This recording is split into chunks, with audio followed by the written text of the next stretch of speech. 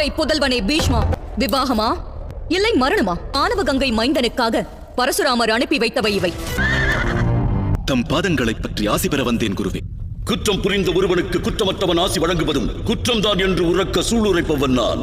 மேகத்தில் இருக்கும் நீர் மழை நீராக இந்நிலத்தில் விழுகிறது, பின் நதி நீராக கடலைச் சேர கரை புரண்டோடுகிறது.